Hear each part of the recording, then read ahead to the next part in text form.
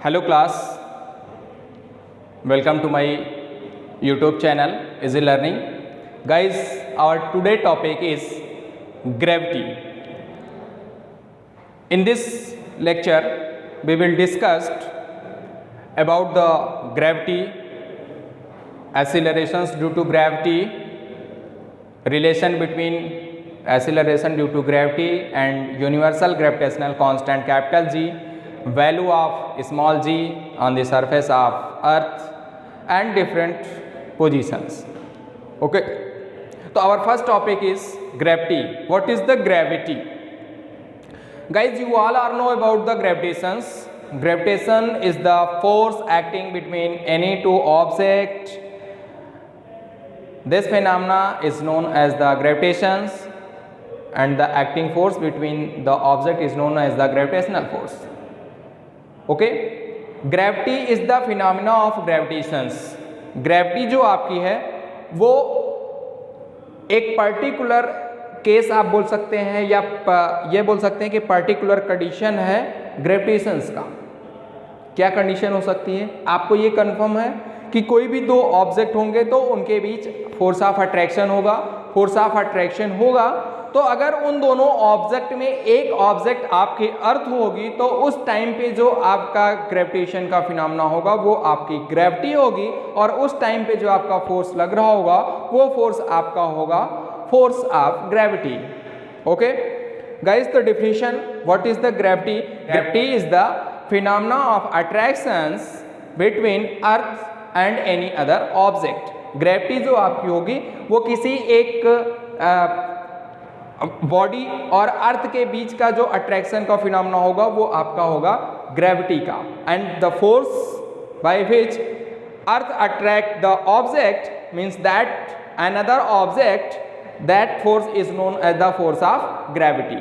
Then suppose if formulise इसको कैसे करते हैं, एक तो बॉडी आपकी फिक्स हो गई, वो बॉडी आपकी क्या होगी? वो बॉडी आपकी होगी अर्थ. ठीक है, दूसरा आपका कोई भी ऑब्जेक्ट हो सकता है. तो हम ये सपोज करते हैं कि आपका जो फोर्स होगा that is F is equal to capital G. First आपका ऑब्जेक्ट जो है वो अर्थ है तो उस अर्थ का मास होगा mass of earth that is me, and second आपका हो जाएगा m अपान में d square, that is the distance between object and the centre of the earth. Okay, तो ये आपका फार्मूला हो जाएगा F is equal to capital G m upon में d स्क्वायर का. Okay, me is mass of earth, mass of earth, m is mass of body and d is distance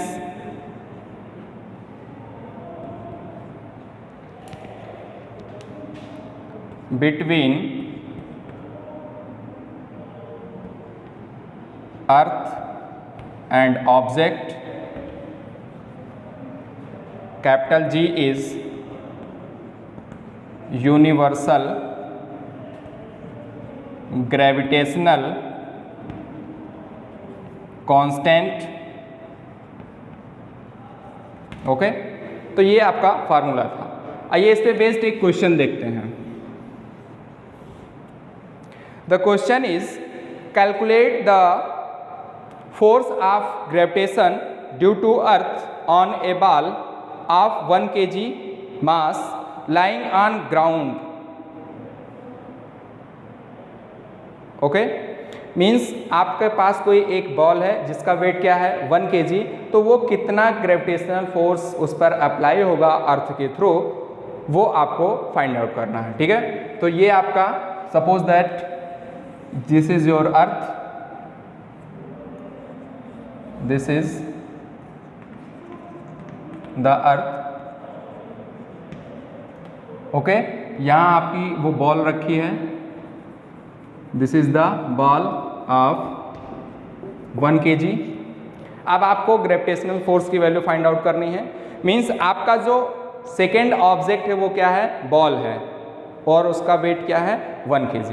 okay, और given है mass of earth is 6 × 10⁻24 kg। RE means radius of the earth is 6.4 × 10⁻³ kilometre and value of capital G is 6.67 × 10⁻⁻11 newton metre square पर kilogram square. Okay, आइए हम देखते हैं। Given m is equal to 1 kg, mass of earth this is equal to 6 × 10⁻24 kg। okay, then radius RE this is equal to 6.4 × 10⁻³ kilometre. इसको आप change करेंगे metre में, this is equal to 6 × 6.4 × 10⁻³ multiplied by 10⁻³ this is equal to 6.4 × 10⁻6 metre. Okay, and value of capital G is 6.67 × 10⁻⁻11 newton metre square पर kilogram square. Guys clear? Then आपको value find out करनी है F की। Then F is equal to capital G m upon, अब देखिए D square यहाँ पे था, तो डी स्क्वायर की वैल्यू, डी की वैल्यू क्या होगी, ये आपका रेडियस होगा सेंटर से, और इसके बीच की जो डिस्टेंस होगी ये आपका रेडियस होगा। तो आपका बॉल जो है वो ग्राउंड पे है, मींस अर्थ के सरफेस पे होगा, तो इसके बीच की जो डिस्टेंस होगी वो रेडियस ऑफ अर्थ के इक्विवेलेंट होगी। तो रेडियस ऑफ अर्थ की वैल्यू मींस ये आपकी हो जाएगी RE का स्क्वायर। वैल्यू पुट करेंगे, this is equal to capital G 6.67 ×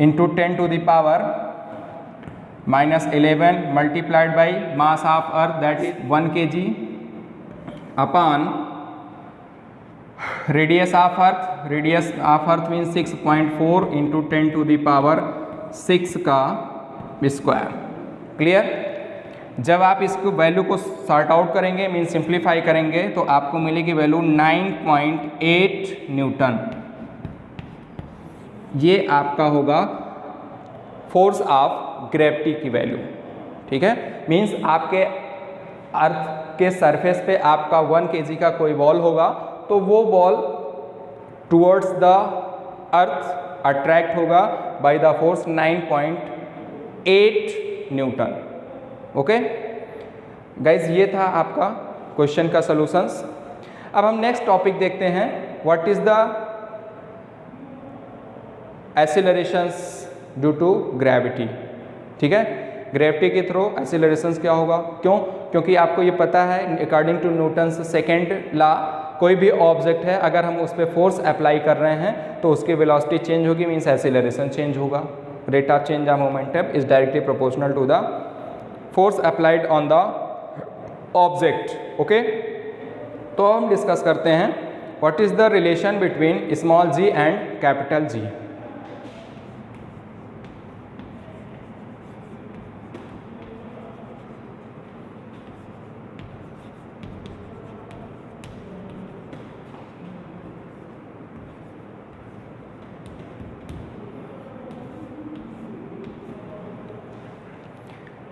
Guys, our next topic is relation between small g and capital G. Guys, you all are know about the capital G. Capital G is universal gravitational constant. And what is the small g? Okay, small g is the acceleration due to gravity. Means ये gravity के कारण, means जो आपका force of gravity था उसके वजह से जो आपका एक्सेलरेशन होता है उसको हम बोलते हैं, रिप्रेजेंट करते हैं स्मॉल g से।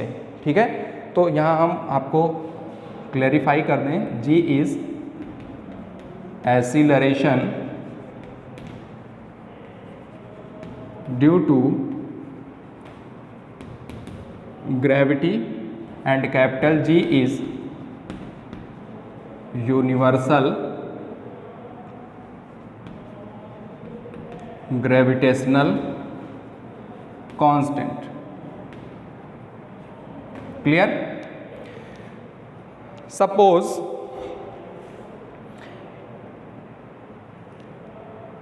a object is situated at the surface of the earth, at the surface of the earth. This is mass of this object is small m. This is your earth, it is your earth. So mass of earth is me and radius of the earth is re. Okay guys, ये आपकी figure है, आपका ये अर्थ है, अर्थ के surface पे कोई एक ऑब्जेक्ट है. इस ऑब्जेक्ट पे हमें accelerations due to gravity find out करना है. ठीक है, तो first according to Newton's universal gravitational law, the force acting between earth and the object which is situated on the surface of the earth, that is F is equal to capital G mass of first object into mass of second object upon square of the distance between them. This is equation number 1. Okay, but according to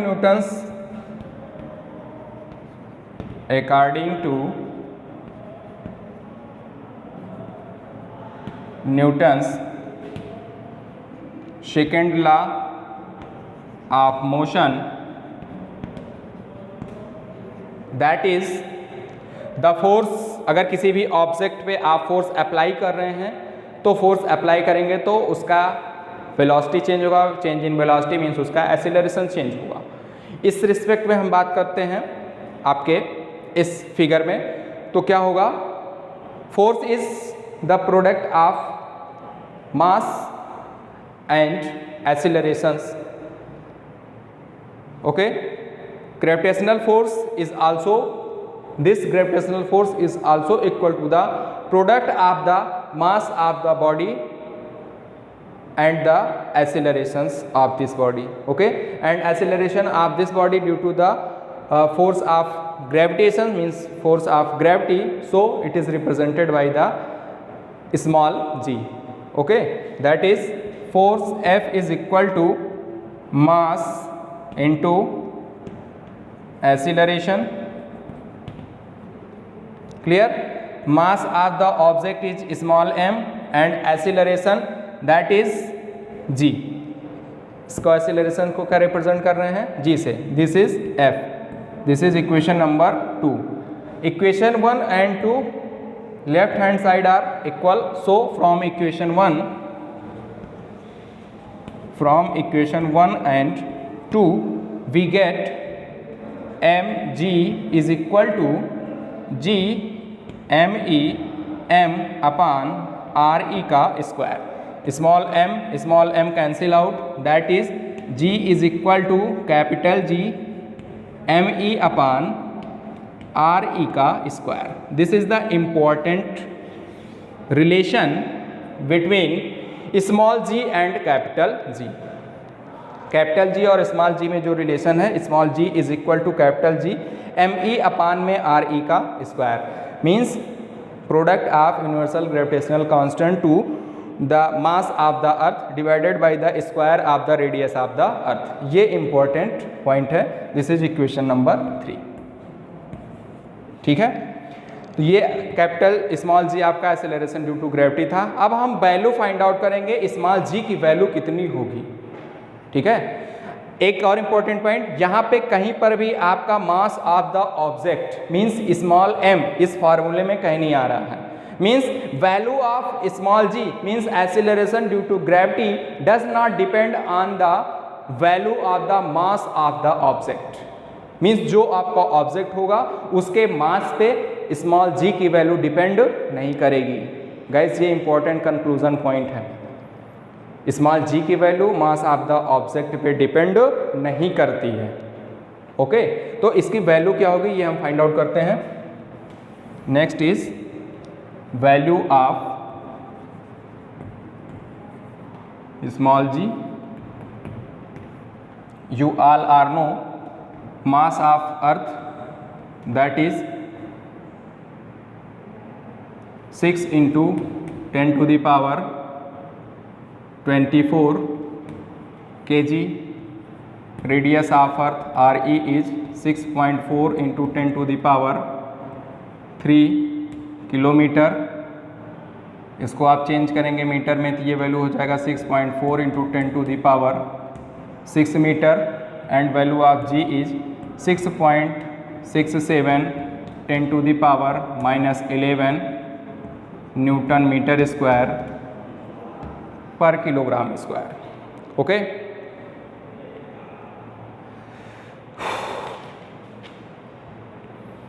इस value को आप put करिए equation में, यहाँ से value आपको मिल जाएगी.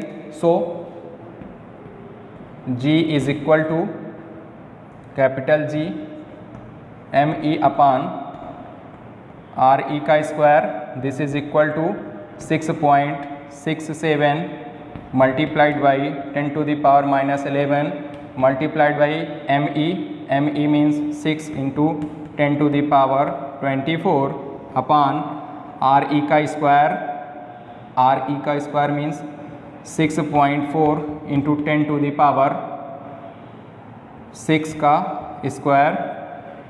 ठीक है, तो यहाँ से आप वैल्यू फाइंड आउट करेंगे तो वैल्यू आपको जो मिल के आएगी वो वैल्यू आपको मिल के आएगी 9.8. एसिलरेशन ड्यू टू ग्रेविटी है, मीन्स ये एसिलरेशन है तो एसिलरेशन की यूनिट क्या होगी, मीटर पर second square. This is the value of small g on the surface of the earth. Okay, acceleration due to gravity on the surface of the earth value is 9.8 meter per second square. Okay, acceleration due to gravity does not depend on the body mass of the body. ठीक, ये आपको यहाँ से मास of the body पे depend नहीं करता है. इसी वजह से जब आप किसी एक हैवी ऑब्जेक्ट मीन्स किसी एक हैवी बॉडी को और किसी एक लाइटर बॉडी को एक साथ आप किसी हाइट से छोड़ते हैं तो वो दोनों एक साथ जाके उस अर्थ पे टकराते हैं. ठीक है गाइज, अब एक बात आपको और मैं यहाँ बताना चाहूँगा. अब आप कहेंगे सर ऐसा तो नहीं होता है. गाइज, उसके लिए एयर रेजिस्टेंस जो आपके हैं मीन्स वैक्यूम में जहाँ पे एयर रेजिस्टेंस ना हो, मीन्स कोई भी एयर फ्रिक्शंस ना हो रहे हो, ना अप्लाई हो उस फॉलिंग ऑब्जेक्ट पे, वहाँ पे आप ऐसा पाएंगे कि अगर आप किसी भी एक हैवी बॉडी और एक लाइटर बॉडी दोनों को एक साथ किसी हाइट से छोड़ रहे होंगे तो वो एक सेम टाइम पे ही जाके उस ज़मीन से मीन्स अर्थ से स्ट्राइक करेंगे. ठीक है, उसका प्रूफ यही है कि क्योंकि वो आपका जो वैल्यू जी की वैल्यू है वो आपके मास ऑफ द ऑब्जेक्ट पे डिपेंड नहीं करती है. ठीक है, क्यों, और ये मास ऑफ द अर्थ कांस्टेंट है, कैपिटल जी की वैल्यू कांस्टेंट है, radius of the earth already constant है. ठीक है, और एक इम्पॉर्टेंट कंक्लूजन पॉइंट है, क्या स्मॉल जी की वैल्यू अगर हम अर्थ के सरफेस से ऊपर जाएंगे तो चेंज होगी, अर्थ के सरफेस के इनसाइड मीन्स अर्थ के अंदर आएंगे, अर्थ डेप्थ में आएंगे तो चेंज होगी, बिल्कुल चेंज होगी. अगर आप अर्थ के सरफेस से ऊपर जाएंगे, सपोज दैट अभी तो हमने ये कंसीडर किया था, अब आप देखिए अगर आपका ये अर्थ सरफेस है, यहाँ से रेडियस ये हो गई, अब आपका ऑब्जेक्ट यहाँ कहीं है तो ये डिस्टेंस अगर हम सपोज करें यहाँ से यहाँ की डिस्टेंस जो आपकी है वो x है और ये डिस्टेंस आपकी r हो जाएगी, तो इनके बीच की जो डिस्टेंस हो जाएगी वो अब क्या हो जाएगी, x प्लस आर ई.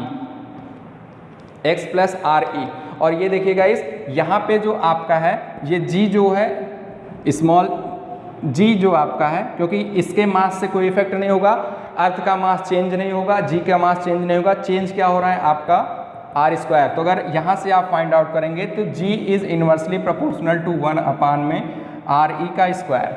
ये आ रहा है मीन्स डिस्टेंस के स्क्वायर के इन्वर्सली प्रोपोर्शनल हो रहा है. अब ये डिस्टेंस की वैल्यू चेंज हो रही है, डिस्टेंस की वैल्यू चेंज क्या हो रही है, अब आर ई की value x plus R E हो गई. अब ये वैल्यू क्या हो गई, x plus R E means R E की वैल्यू क्या कर गई, इंक्रीज कर गई. अगर हम यहाँ पे बात करें ये g है और ये आर ई है ठीक है। तो जी की RE की वैल्यू इंक्रीज कर गई, RE इंक्रीज कर गई, इन्वर्सली प्रोपोर्शनल है, तो जी की वैल्यू क्या हो जाएगा, कम हो जाएगा। क्लियर? मीन्स आप जैसे ही अर्थ के सरफेस से ऊपर जाएंगे तो वहाँ पे आपको जी की वैल्यू क्या हो जाएगा, कम होता जाएगा। ठीक है। और सेम कंडीशन आपकी, अगर अब आप ये कहेंगे अगर हम अर्थ के इनसाइड जाएंगे तो वहाँ पे डिस्टेंस कम हो रहा है, तब तो ग्रेविटेशन का मान ज़्यादा होना चाहिए, ये स्मॉल जी की वैल्यू ज़्यादा होनी चाहिए, बट वहाँ ऐसा नहीं होता है। स्मॉल जी की वैल्यू इनसाइड द अर्थ भी कम होता है। Means centre point of the earth the value of ji is 0। Okay, small g की value at the centre point of the earth 0 होता है। इसका मतलब ये हुआ कि आप अगर अर्थ के अंदर जा रहे हैं तो वहाँ पर भी जी की वैल्यू कम होती जाएगी। ठीक है। ये क्यों हो रहा है ये आप हायर क्लास में पढ़ेंगे, मीन्स 12th स्टैंडर्ड में आप पढ़ेंगे, नो डाउट। अभी आप बस सिर्फ और सिर्फ इतना जानिए कि सेंटर पॉइंट पे जी की वैल्यू जो होती है वो 0 होती है। ठीक है। मैक्सिमम वैल्यू जो होती है वो on the surface of the अर्थ होता है। सरफेस के ऊपर जाएंगे तो भी वैल्यू कम होगी, और इनसाइड द अर्थ आएंगे तो भी वैल्यू आपकी डिक्रीज करती जाएगी। Okay guys, clear? तो ये था आज का लेक्चर्स। आई होप आपको पसंद आया होगा। ओके, नेक्स्ट वीडियो में मिलते हैं एक नए कॉन्सेप्ट के साथ। Okay guys, thank you.